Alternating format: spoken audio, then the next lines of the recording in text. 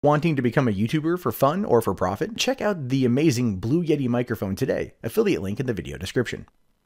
Hey, what's going on, everybody? My name is Matt Jarbo. This is the Mundane Matt channel, and last week, Christopher Nolan's latest film, Dunkirk, opened worldwide to a sea of positive reviews and positive commentary, and everyone's saying this is a really good summer movie. It's good that it's a kick-ass original summer blockbuster, not a franchise, not a sequel, but it's just a good standalone story as told by Christopher Nolan. And most of the reviews have been very good, except for this one right here, titled, I think Dunkirk was mediocre at best, and it's not because I'm some naive woman who doesn't get it.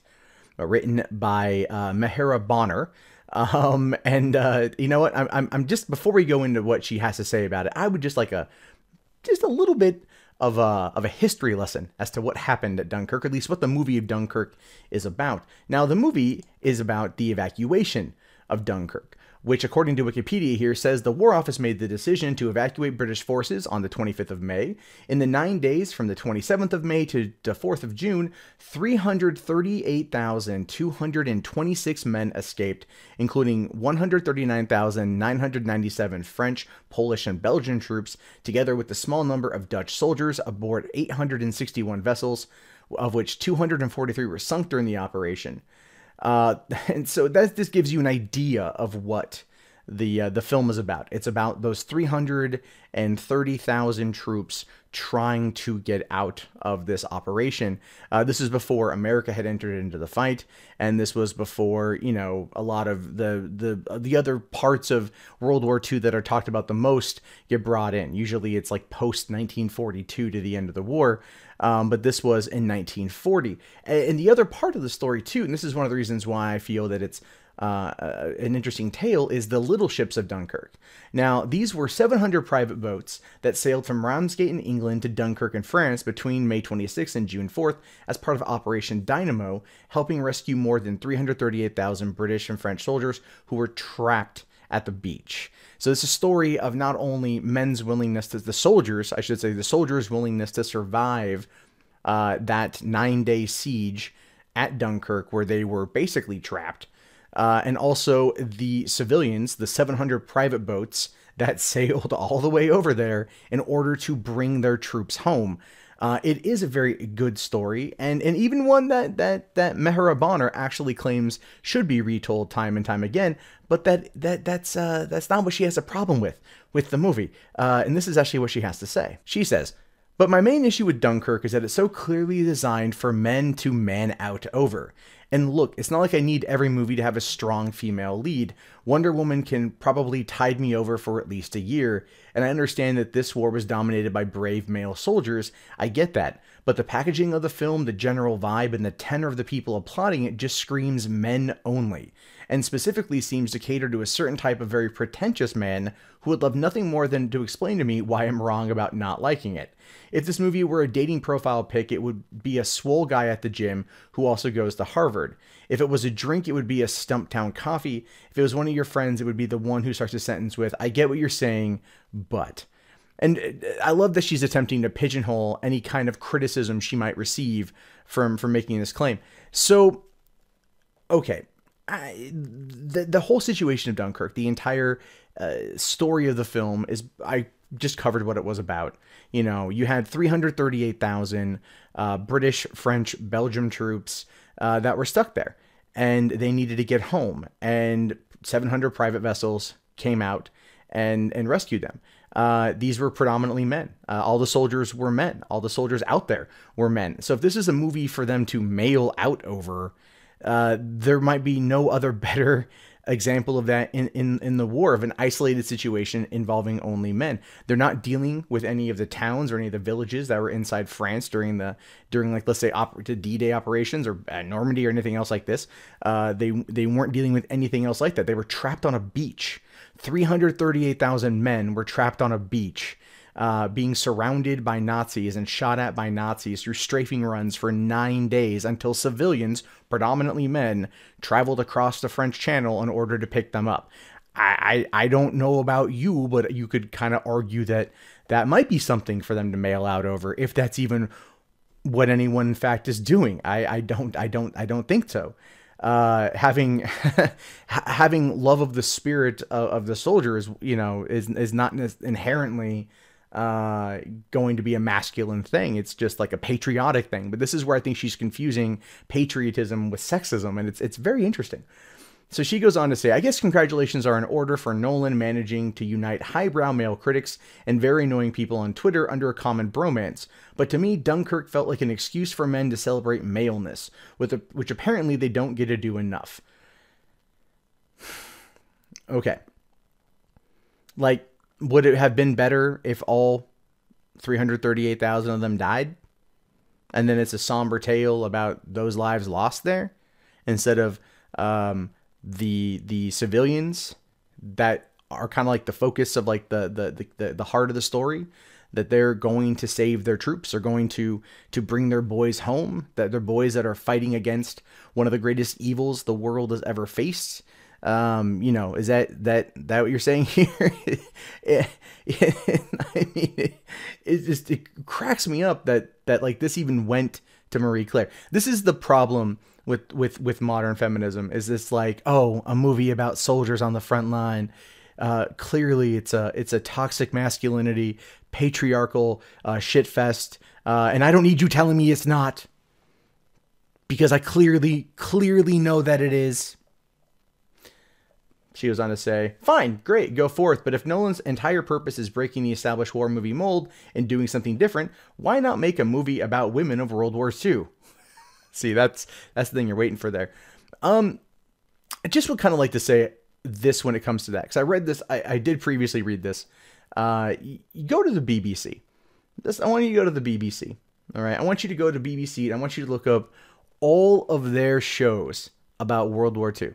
All right. And the vast majority of them, not gonna lie, the vast majority of them are about women in World War II serving back at home, helping the boys fight the good fight, helping the boys fight back against Hitler, helping the boys. There's a show, Bomb Girls, which is a Canadian drama starring Jennifer Tilly's sister, whose name I forget right now. There's like 3 seasons of that show. Surprisingly good. Watched all 3 seasons with my girlfriend. Really liked it. There's I think called The Midwives or something, and that might be one. I could be mistaken on that. But there's a bunch of them. What I'm trying to say is, when you go to television and you watch BBC dramas, period pieces about that time, that is the primary central character. It explores those stories. The nurses, the women making the Rosie the Riveter type shit. Even though that in and of itself is an absolute fallacy. You know what I mean? Like, those stories are told, they're just not told on the big screen. But when it comes to those kind of stories, just in pop culture, they overtake, it feels like, in recent years, anything involving men-only soldier situations. So I find that to be very interesting that she'd make that comment. Well, not really. I don't find it to be interesting. I pretty much expected it at that point. She says, or because I know that will elicit cries of, not everything has to be about feminism. How about any other marginalized group? These stories shouldn't be relegated to indie films and Oscar season. It's up to giant powerhouse directors like Nolan to tell them, which is why Dunkirk feels so basic. It's a summer war movie. If it makes you fear the future and pray that we never fight again, you might get kind of sick. If you're like me, a random man will come up to you after and explain why you're wrong for disliking it. But this war movie isn't special. At the end of the day, it's like the rest of them. Yeah, it kind of is like the rest of them. That I will give her. But it was Nolan telling this story. All right, it is. It's like Spielberg and Saving Private Ryan. You could argue that is so much similarities to any of the World War II films we saw out of the 1950s, 60s, and 70s. They're all the same. They all cover this time period when we fought against the worst evil that we've encountered thus far in modern times, with ISIS getting close to getting up there. And that's pretty much what's going on here. It just cracks me up that this writer would sit there and basically try to be like, oh God, another movie about soldiers dying. Where are the women? Like, why don't we do a movie about the women of World War II? Like I said, go watch BBC or any of those kind of dramas. You find a lot of that there. I'm not saying she's entirely wrong for wanting that on the big screen, but you're not going to find many stories about that. If you want to do a story about a kick-ass woman in World War II that were like, you know, on the front line and shit, the Russian sniper, I forget her name right now, but the Russian sniper, that would be a good story to tell. And it's one I'm surprised they haven't quite done yet. So, I mean, that might be something, but to sit there and attack this movie because the people you saw it with applauded it, because that's what happened. That's her entire point. The people who saw the movie with her were applauding, and they were men who were applauding, and she took that as being part of like toxic masculinity. It's kind of, it's a shame that she can't even go to a movie about, you know, World War II, where, you know, 338,000 troops were rescued, and actually see it for what it is, a humanitarian act of selflessness and bravery from civilians who didn't have to put themselves in the line of, you know, in danger in order to go and save their boys, but they did. And that's the whole point here. But because, you know, it's men, that's the problem. And that's again, the tenets of modern day feminism is just, oh, if there's not a woman in it, clearly it's problematic.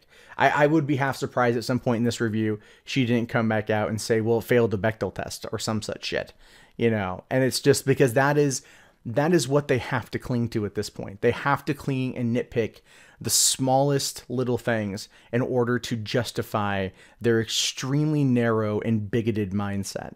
And that is really funny that it's starting to lose the overall battle. They had a good couple of years there. And then as a result, they've just kept digging and digging and digging and pushing and pushing and pushing. And now people are just, well, no, we're really sick and fucking tired of all the bullshit.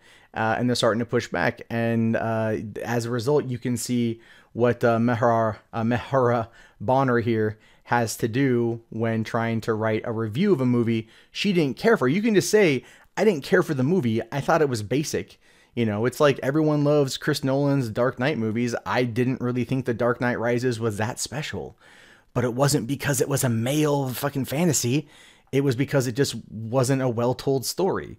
But if you say here that this story is a good one that requires, you know, repeat telling because of the selflessness and bravery of the private citizens, and then go on to attack it for masculinity or people applauding it in the theater and then kind of blaming them for being too masculine, then I would say the problem more lies with you than anyone else.